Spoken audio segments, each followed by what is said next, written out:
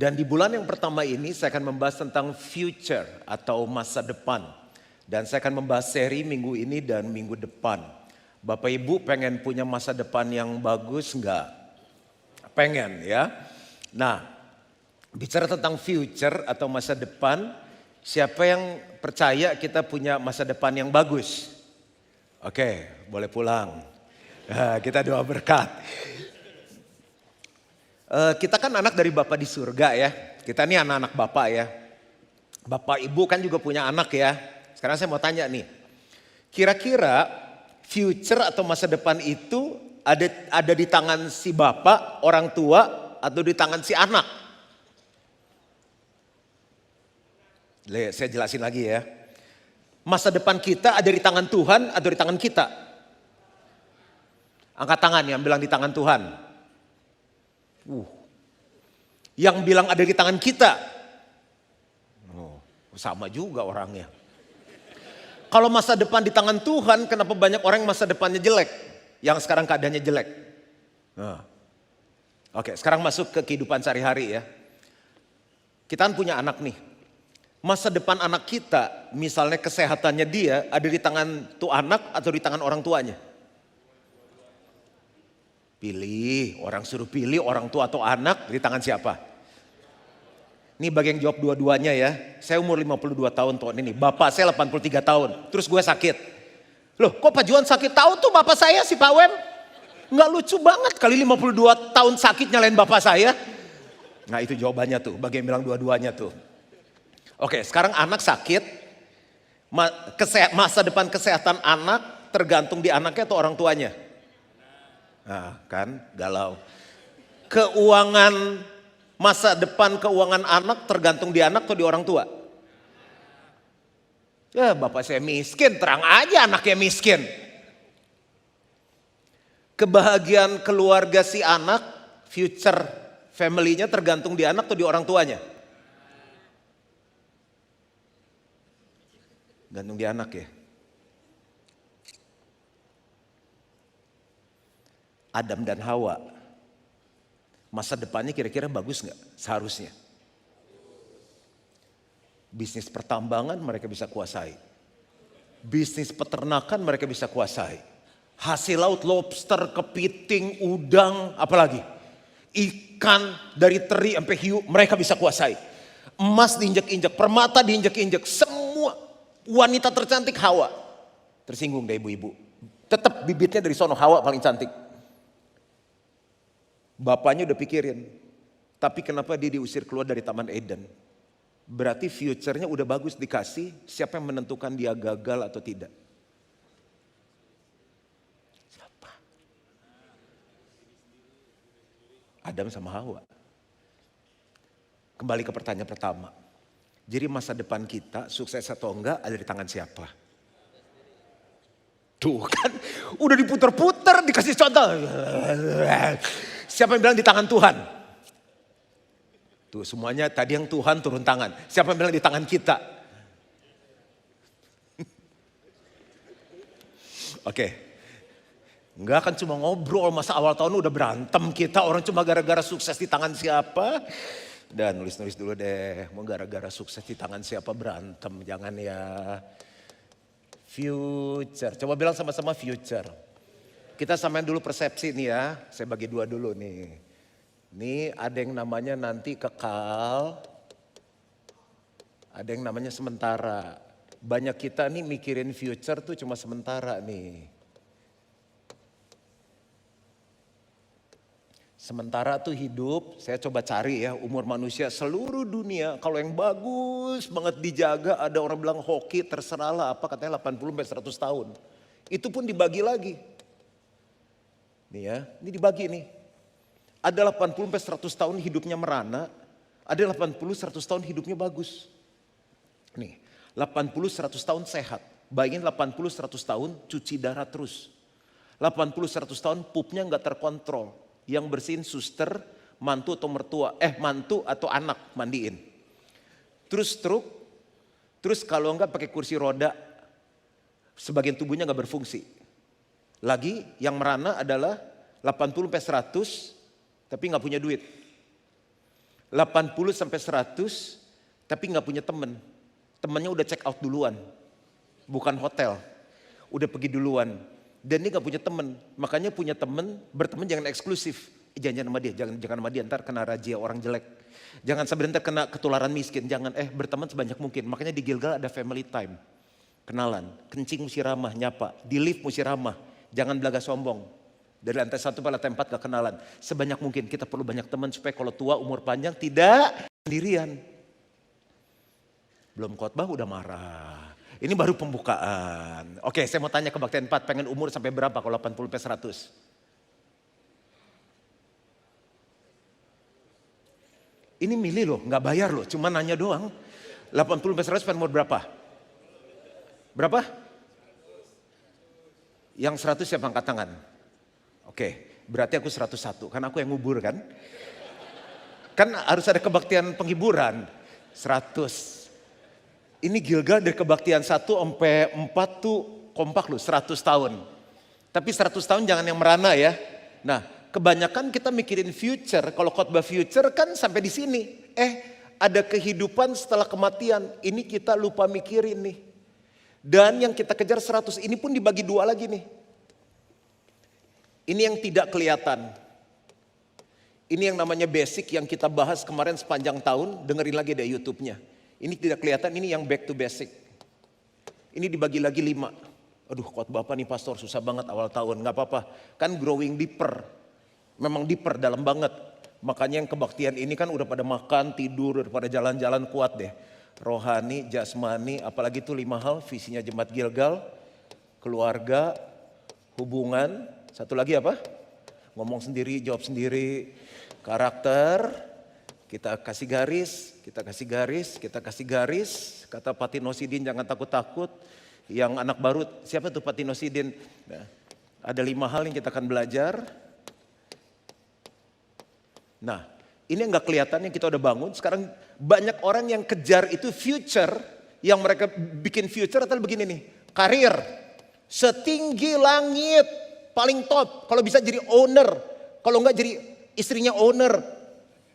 Bisnis, merajalela, di setiap kecamatan ada cabang. Apalagi pelayanan gereja, di mana-mana ada cabang. Terus apalagi influencer, ada bukan influencer. Di Cina lagi mau wabah lagi influencer. Ada blue tick, followernya berapa puluh juta. Ini kan yang dikejar orang, future-nya. Nanti kamu tua, kamu gede, mama papa pengen kamu jadi orang. Jangan ada yang jadi monyet. Semua jadi orang sukses. Rumahnya harus besar. Harus mobilnya pintunya kebuka sendiri. Kalau bisa rumahnya ada kolam renang. Jalan-jalan keluar negeri, luar angkasa. Digituin future-nya tuh dikasih gitu-gitu. Jarang yang dibahasnya kesini nih. Jarang yang dibahas dasarnya. Makanya banyak orang kejar yang ininya gak kuat nih. Yang tidak kelihatannya hancur. Kita lihat dia hebat loh. Di sosmed ada dia terus tiba-tiba ketangkap korupsi. Tiba-tiba cerai. Tiba-tiba beng. Gilgal enggak, kita pelan-pelan aja dulu. Growing deeper aja dulu. Deng, duar. Seru sendiri. Dah. Pantesan belum baca ayat dari tadi. Oke. Yeremia 29 ayat 11. Sebab aku ini mengetahui rancangan-rancangan apa yang ada padaku mengenai kamu. Siapa? Kamu. Demikianlah firman Tuhan, yaitu rancangan damai sejahtera dan bukan rancangan kecelakaan untuk memberikan kepadamu hari depan yang penuh harapan. Waktu aku ketemu ayat ini aku aminnya kencang sekali loh. Atau mungkin ini tambah sore, tambah muda English speaking kali. Oke guys, listen to this. For I know the thoughts that I think towards you, says the Lord, thoughts of peace and not of evil, to give you a future and a hope. Benar. To give you a future and a hope. Nah, ini saya kasih intipan sedikit nih bagi yang suka nggak mikir yang ini nih, yang kekal nih. Mikirnya ini terus tuh. Dengerin nih Wahyu 20 ya. Lalu aku melihat suatu tahta putih yang besar dan dia yang duduk di atasnya. Dari hadapannya lenyaplah bumi dan langit dan tidak ditemukan lagi tempatnya. Jangan sombong, lenyap semuanya. Dan aku melihat orang-orang mati besar dan kecil. Yang kecil jangan sombong, yang besar jangan sombong. berdiri di depan tahta itu. Lalu dibuka semua kitab dan dibuka juga sebuah kitab lain yaitu kitab kehidupan. Dan orang-orang mati dihakimi menurut perbuatan mereka. Berdasarkan apa yang ada tertulis di dalam kitab-kitab itu. Maka laut menyerahkan orang-orang mati yang ada di dalamnya, dan maut dan kerajaan maut menyerahkan orang-orang mati yang ada di dalamnya, dan mereka dihakimi masing-masing menurut perbuatannya. Jadi ada kitab, ada ceritanya loh. Bapak-bapak, istri nggak tahu, catat loh semuanya. Ayo, anak-anak orang tua nggak tahu, kecatat semuanya. Lalu maut dan kerajaan maut itu dilemparkanlah ke dalam lautan api, itulah kematian yang kedua, lautan api. Ayat 15, kita baca sama-sama, 2, 3. Dan setiap orang yang tidak ditemukan namanya tertulis di dalam kitab kehidupan itu, ia dilemparkan ke dalam lautan api itu. Namamu boleh tercatat di bisnis 5 orang terkaya di PIK, di Gilgal. Tapi tercatat gak di kitab kehidupan? Itu future. Lagi ya, Wahyu 21 ayat 8. Tetapi orang-orang penakut, tuh Pak dia ketakut tuh, kencing takut. Ini gue takut anjing, bukan penakut itu maksudnya. Takut melakukan firman, takut memberi, takut miskin, takut melayani, takut capek. Takut nginjil, takut ditolak, takut melakukan firman itu penakut. Takut bayar harga. Orang-orang tidak percaya, orang-orang keji, orang-orang pembunuh, orang-orang Sunda, tukang-tukang sihir, penyebabnya berhala. Dan semua pendusta, suka bohong. Buat teman nih Pak, Jerman, Palestina, kemana-mana. Mereka akan mendapat bagian di dalam lautan yang menyala-nyala oleh api dan belerang. Inilah kematian yang kedua. Hidup kita sekarang udah bisa ketahuan dari 10 tahun lalu. Saya ketemu orang, ketemu aja. Saya udah bisa tahu hidup mereka 10 tahun ke depan. Ih Bapak sok enggak. Staff-staff saya udah bisa tahu. Makanya saya bilang ini, tenang. Hidupin aja sekarang. Yang leader-leader sekarang saya udah lihat mereka dari 20 tahun lalu, 25 tahun lalu. Saya bilang sabar, ikutin jalan. Dari cara mereka ngatur duit, dari cara mereka mimpin, cara mereka jawab, lihat karakter mereka, cara mereka ditegur, cara mereka respon. Saya udah tahu future-nya kayak gimana. Future leader udah bisa kelihatan.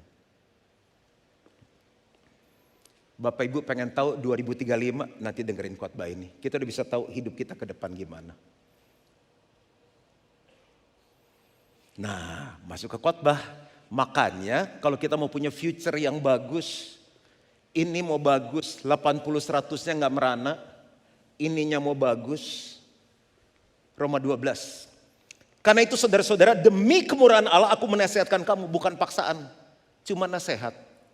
Supaya kamu mempersembahkan tubuhmu sebagai persembahan yang hidup, yang kudus dan yang berkenan kepada Allah. Itu adalah ibadahmu yang sejati. Ibadah tuh bukan cuma tiap hari Minggu 1 jam. Nyanyi-nyanyi, dengar firman, kasih persembahan pulang. Itu pertemuan ibadah. Oh kemarin Desember gak ada ibadah onsite, online. Saya sampai bawa gadget saya kebaktian di depan pintu gereja. Gilgal. Mau rajin tanpa absen pun, yang penting tuh Senin pas Sabtunya. Di kantor ibadah gak? Sebagai ibu rumah tangga, sebagai pelajar ibadah enggak? Kehidupan kita mencerminkan Tuhan enggak? Itu yang menentukan future-nya kita. Kayak gimana sih ibadah yang benar? Janganlah kamu menjadi serupa dengan dunia ini. Yang kita kejar kehidupan di medsos. Orang dunia kayak apa kita pengen sama kayak gitu. Kita enggak lihat endingnya mereka gimana. Kita cuma kejar yang kelihatan. Tetapi berubahlah oleh pembaruan budimu, cara berpikirnya. Ini yang kita mau belajar hari ini. Sehingga kamu dapat membedakan manakah kehendak Allah, apa yang baik, yang berkenan kepada Allah, dan yang sempurna. Ada 3 tingkatan, baik, berkenan, sempurna. Kita ke kantor, bosnya tanya, kamu mau gaji level baik, berkenan, sempurna, pilih yang mana? Sempurna lah. Bapak ibu pengen future yang baik, berkenan atau sempurna? Sempurna lah. Lakukanlah kelima hal yang kita mau belajar ini di level future yang sempurna. Yang pertama, rethink. Ini Bapak Ibu perlu dengar lagi nanti di YouTube, karena saya cuma kasih prinsip sedikit contoh. Bahas lagi dengan istri, di sel, dengan anak kita, bikin dating, diskusi. Saya bikin contoh supaya nanti bahasnya enak, tinggal ngisi di rumah. Lalu perenungan pribadi. Yang pertama adalah rethink. Rethink artinya apa? Memikirkan kembali dengan perspektif dan pengertian baru. Seringkali kita udah kayak mesin jalanin hidup. Makanya hidup kita tiap tahun gak pernah berubah. 10 tahun, 20 tahun, 30 tahun, 40 tahun gitu aja. Rohaninya begitu, ekonominya begitu, gak pernah berubah karena gak pernah rethink. Lalu riset. Masih ingat isi bensin pernah Pak? Ini dimulai dari nol ya Pak ya. Mengatur ulang, mengembalikan sesuatu ke kondisi awal. Nanti saya kasih contohnya baru lebih ngerti istilah ini. Habis rethink, iya ya, saya harus reset lagi dari nol. Lalu reimagine. Reimagine. Membayangkan kembali, menciptakan sesuatu kembali dengan cara yang baru atau berbeda. Pendekatan yang segar, kreatif, inovatif. Mengubah cara pandang terhadap sesuatu agar lebih sesuai dengan situasi saat ini. Ke Gilgal pertama kebaktiannya 2,5 jam tahun 95. 2 jam, sekarang 1 jam. Yang bertobat lebih banyak, ada banyak yang kita rubah. Sistem kelas, tapi yang dewasa secara rohani banyak. Yang berbuah banyak, yang bertobat banyak. Kita terus adjust. Lalu yang berikutnya apa? Reliance. Aduh pastor, ini jajanan pasar apa, susah banget. Tenang. Growing deeper. Membangun hubungan dengan Tuhan sumber dari segala sesuatu. Kok Tuhan dikasih nomor 4? Karena konteksnya semua udah Kristen. Semuanya sehebat apapun kita rethink, reset, reimagine. Kalau tanpa Tuhan gak bisa apa-apa. Semua kekuatan daging, pikiran manusia. Dan yang terakhir relationship. Kita mesti belajar bangun hubungan sama orang, kekuatan network. Membangun jejaring dan persahabatan. Pastor Juan temennya di mana-mana. Sama gereja mana aja pendeta berteman. Sama pengusaha berteman. Sama orang pemerintahan. Sama orang di ketentaran di mana berteman. Kita gak bisa hidup sendirian. Nah sekarang pakai contoh ya. Ini baru basic persiapan merubah cara berpikir untuk bisa dapat future. Ini ngejar sendiri. Future yang tadi masa depan yang penuh harapan itu akan terjadi sendiri. Kita akan lihat 10 tahun ke depan, 20 tahun ke depan itu udah menyambut kita di depan. Misalnya secara rohani ya, saya kasih contoh. Kita tuh di umur 10, di umur 15, 20, 25, beda setahun aja beda. Saya lihat anak saya di umur 11, 12, 13, 14, 15, beda 6 bulan udah beda. Makanya saya sering ajak dia ngobrol, saya sering ajak diskusi. Saya setiap kali ada waktu saya bilang, Vin ayo ngumpul teman-teman. Pas saya di Jakarta sama grup head, board saya, kita ngumpul. Saya punya pemikiran, saya ngobrol. Ada artikel bagus, saya kirim ke grup. Ada pandangan kemarin tentang Bitcoin, saya kirim ke grup office. Guys, you need to read this, saya bilang. Baca. Ada sesuatu, saya kirim. Kita perlu rethink banyak hal. Contoh rohani. Ada orang berpikir Kristen gini. Yang penting aku hari Minggu ke gereja. Aku cinta Tuhan, aku gak pernah jahatin orang, aku gak pernah buat dosa. Bagus gak gitu? Bagus. Tapi waktu kita nanti ketemu Tuhan, kan tadi setiap orang kan bertanggung jawab. Tuhan tanya, selama kamu hidup ya aku kasih 100 tahun. Pada mau 100 tahun tadi grup ini saya dengar paling kencang 100. Pada menghasilkan buah gak ya? Buah apa ya Tuhan ya? Ayo. Waktu aku sebelum naik ke surga, aku suruh pergi jadikan murid. Kamu waktu jadi orang Kristen, sudah berapa murid orang Kristen yang kamu lahirkan? Oh harus ya. Aku sendiri belum pernah jadi murid. Nah, gimana ayo? Kalau kita gak pernah duduk dan rethink, kenapa saya banyak ambil break? Misalnya pagi, malam, kayak kemarin setelah Natal saya ambil break. Itu saya banyak dengan Tuhan. Duduk, merenung. Untuk saya rethink banyak hal. Bapak Ibu pernah break gak? Apa ini kekristenan yang Tuhan mau gak sih? Jangan-jangan tiba-tiba udah 80 tahun, itu bukan future kekristenan yang Tuhan mau dalam hidup kita.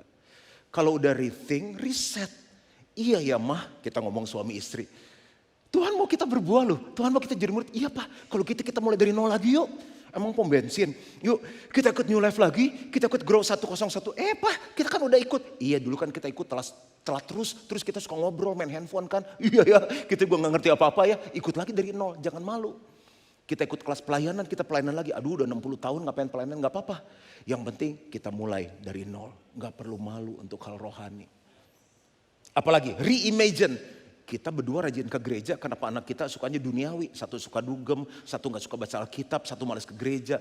Jangan-jangan selama ini kita bikin mesbah keluarganya gak menarik. Papa terlalu galak, mama kalau berdoa, doanya 50 menit. Dari Sabang sampai ke Merauke, anak-anak kita udah pada pingsan tiga-tiganya. Doa 5 menit aja mah, oh iya bener juga ya. Doanya yatim piatu, janda-janda miskin. Oh iya kita harus pendekatan cara baru lagi. Papa pendalaman Alkitabnya terlalu susah, Papa bawain akhir zaman, bawain dulu Pak tentang perjodohan misalnya.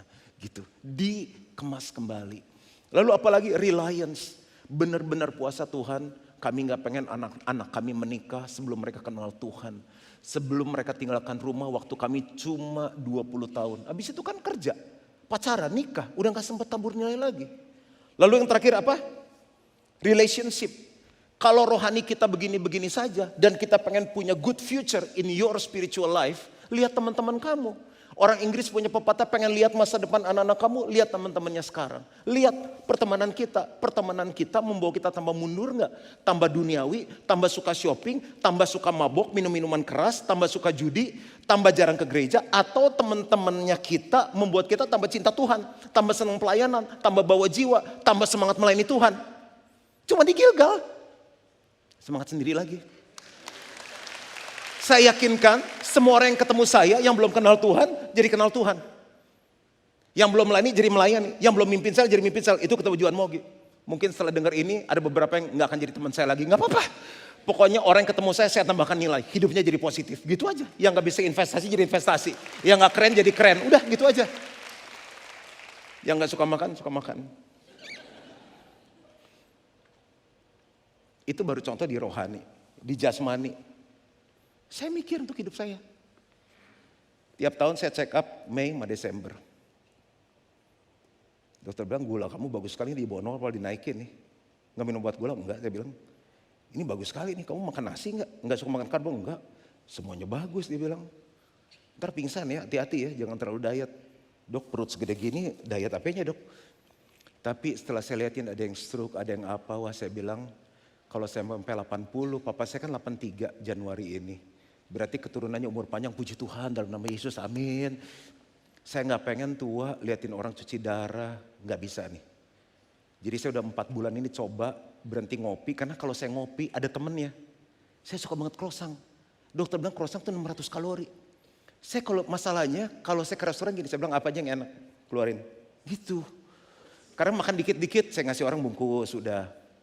Kan saya suka rekomen orang, bawa orang, saya seneng kalau orang seneng gitu. Misalnya croissant terkenal di Cedric Grolle, saya bilang yang enak ada berapa? 11 bungkus saya bilang. Saya beli semuanya.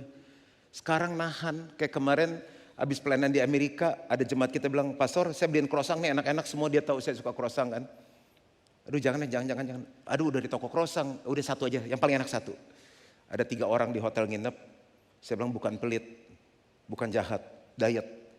Satu kita bagi 3. Aduh udah dingin-dingin ya, 1 bagi 3.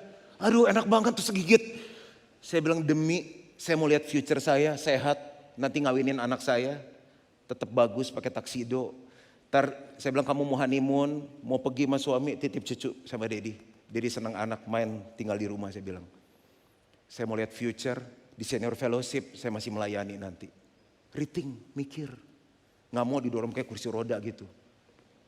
Sekarang kalau udah tiramisu. Dulu sepiring. Saya bikin konten kan sepiring sampai saya bersihin tuh, sekarang sesendok aja cukup gitu. Gak apa-apa ini saya kok. Reset dimulai dari 0 lagi. Saya tinggal 4 kilo lagi turunin. Semoga ini diet ketiga saya yang berhasil. Yang ketiga reimagine. Ya udah saya minta kekuatan Tuhan. Yang kelima relationship. Saya ditemenin sama teman-teman saya yang sehat. Suka olahraga. Pak Oksan salah satunya. Yang ketiga keuangan. Saya lihat cara orang ngatur uang, saya lihat staff-staff saya, lihat teman-teman saya bisa tahu. Kan saya udah 52, berarti teman-teman saya udah seumuran. Yang mau gajinya 100 juta sebulan, segala saya udah lihat hidupnya sekarang. Gaya hidupnya, saya punya teman yang old money, yang hidupnya glamor. Ada orang yang suka spending, wasting, invest, itu 3. Saya lihat future-nya seperti apa. Rethink. Perlu enggak? Harus beli enggak? Harus pakai enggak? Apa cuma tren? Harus dinikmati hidup. Kalau nggak mau buat siapa juga tuh duit. Jangan terlalu pelit juga. Kalau perlu mulai dari 0. Kita nggak usah ikut gaya-gaya gitu ya. Kita sekarang harus ikat pinggang. Utang kita beresin, kita mulai dari 0. Yang penting tua, kita nggak nyusahin orang. Kita bisa berdiri di atas kaki sendiri. Dilihatin lagi asuransinya. Asuransi mesti dilihat loh. Jangan kita percaya doang sama agen. Harus kita lihat. Udah teman, udah kenal, dicek lagi asuransi kita. Gaya investasi udah berubah loh sekarang. Jangan pakai yang dulu lagi. Makanya saya punya apa? Relationship. Saya punya teman-teman dari orang keuangan. Disitulah saya banyak dapat input. Dan saya nggak pernah pelit bagi ilmu. Kalau orang dekat sama saya, pastor gimana caranya? Saya cerita nih, gini caranya, gini caranya, gini caranya. Orang maju, saya ikut seneng. Sampai sini aman gak sih? Terlalu berat gak? Karena kalau kita nggak duduk, kalau kita nggak bahas ini, tiba-tiba entek 60, sakit-sakitan, miskin, terus nyalain Tuhan. Enggak, orang Kristen sudah punya masa depan yang penuh harapan. Bagian kita sama-sama rethink, reset, reimagine, reliance, relationship. Yang keempat apa tuh contohnya? Keluarga atau hubungan. Duduk rethink, jangan kita pikir kita suami paling baik. Saya kan puluhan tahun jadi gembala. Tiba-tiba anaknya selesai kawin, istrinya bilang, cerai. Suaminya kaget, kenapa lu? Gua gak bahagia sama lu. Pak, dia bilang dia gak bahagia sama saya. Loh, saya pikir dia bahagia sama saya. Bapak pernah nanya gak? Bapak bahagia sama dia? Saya pikir dia bahagia Pak, karena Bapak gak pernah nanya, saya bilang. Saya kok sok tahu suami-suami itu. Makanya kalau dating nanya, saya suka mau tanya, Ica, gimana happy enggak sama Daddy? Happy lah, Dad. Saya kemarin libur, peluk dia, cium dia. Saya bilang, Ica, kamu udah punya pacar bentar lagi, Daddy masih boleh cium enggak? Peluk? Boleh lah. Kalau pacarnya galak, ntar nggak boleh. Enggak, mana ada pacar galak. Cari pacar yang baik kayak Daddy katanya. Saya hitung, dia bentar lagi kuliah. Bis kuliah ada sibuk bisnis kerja. Dia ambil sama orang jadi suami. Saya mau nikmati masa-masa itu. Kalau saya nggak baik, siapa yang tengokin saya? Saya mau main.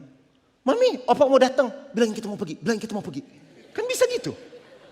Kalau gue nggak baik sama mantu, ntar kita mau, ayo liburan sama-sama. Mantu saya punya duit, liburan sendiri, nggak mau sama opa. Bisa. Pernah nggak kita duduk? Apakah kita suami yang baik, orang tua yang baik? Jangan mereka pengen cepet-cepet kawin, ninggalin kita. Relationship, jangan main sama orang-orang bangga, orang-orang yang pintar cari duit. Punya nggak kita teman-teman orang yang cinta keluarga? Double dating dong.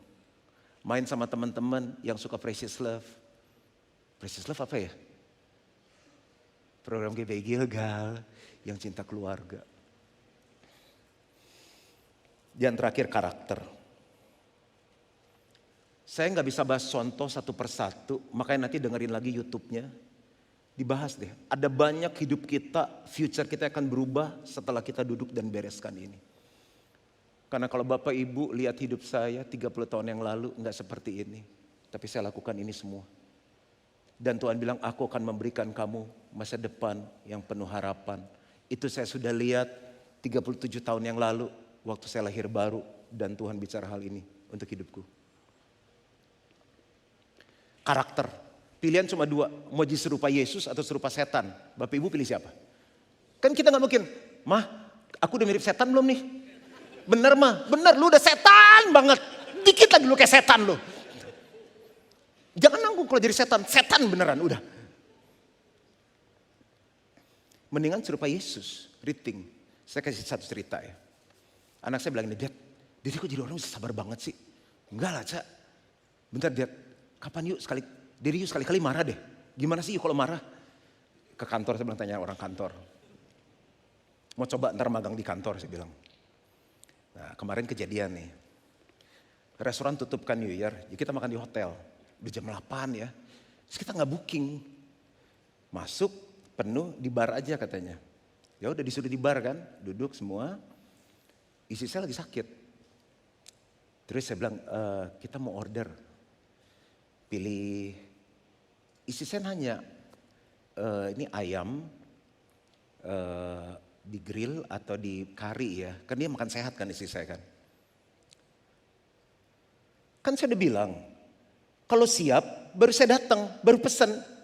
Istri saya bilang, maksudnya saya cuma tanya nih ayam dimasak apa? Kan nanya dong, mana kita ngerti dia dimasak apa? Kalau di sini kan misalnya ayam di apa bumbu rica lah, ayam kuluyu kan kita ngerti. Ini kan masak apa ini? Segini, yaudah lu pikirin nanti ntar gue balik lagi.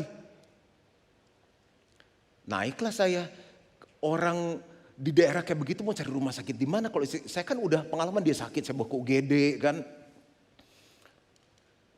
Saya marah, nggak fisik, Nggak ada nada tinggi, saya ngomong pelan, tapi merobek jiwa. Saya bilang, what's your name?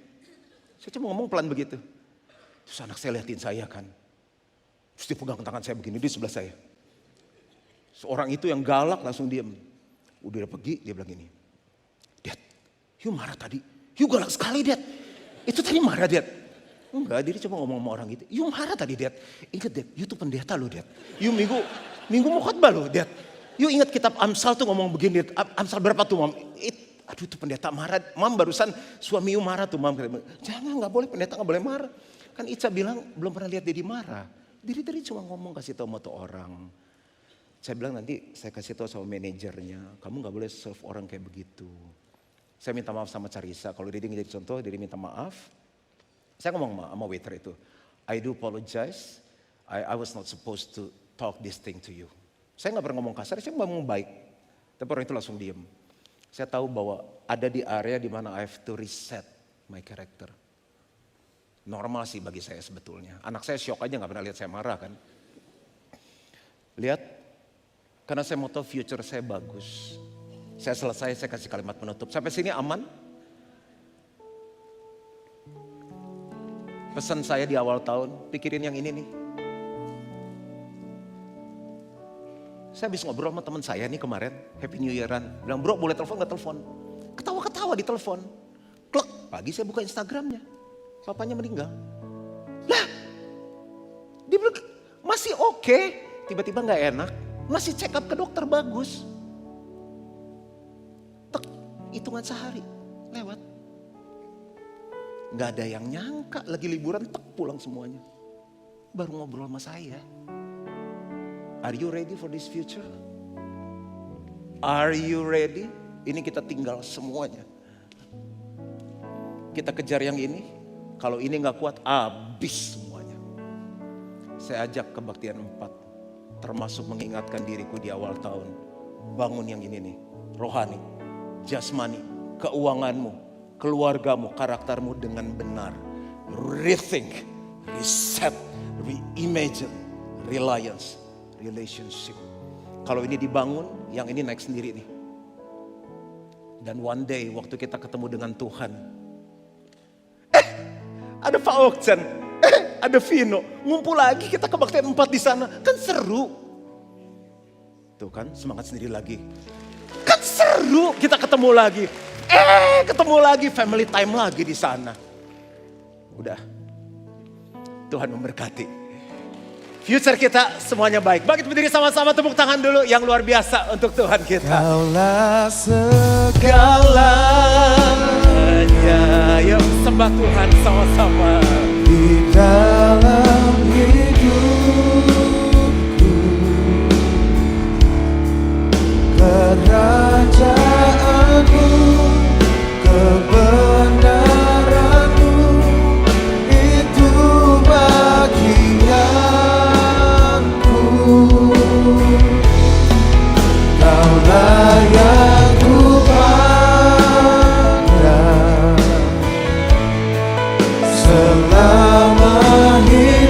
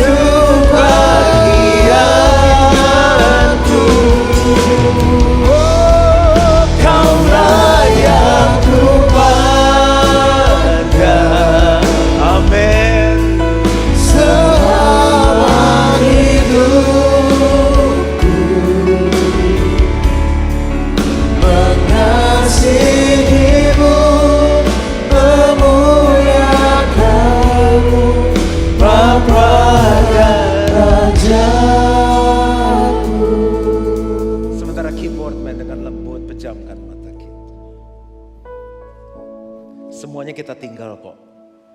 Are you ready for the eternity? Satu hari 3 kecelakaan pesawat di Jeju Air, KLM, SAS.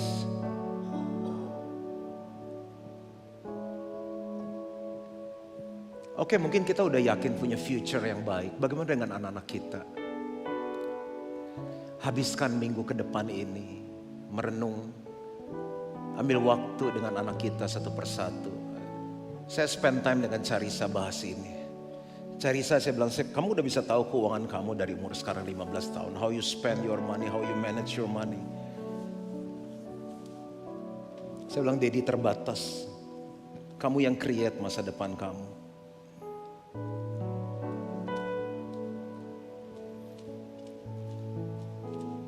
Saya percaya Roh Kudus pasti bicara banyak hal saat kita mendengar khotbah ini. Apa yang Bapak Ibu lihat 2035, 10 tahun dari sekarang. Atau gak usah jawab apa yang Bapak Ibu lihat Desember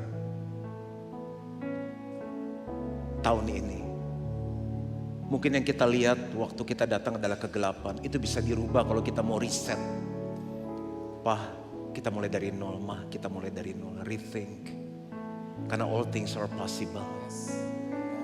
Roh Kudus tolong saat mereka pulang dan mulai melakukan 5 hal ini bersama dengan istri, anak, di perusahaan, di pelayanan mereka. Lakukan keajaiban. Kasih karunia menolong setiap mereka di area keuangan, kesehatan, keluarga. Dan biar semua jemaat Gilgal punya masa depan yang penuh harapan. Aku minta ini di dalam nama Yesus. Dan semua yang percaya sama-sama katakan, amin.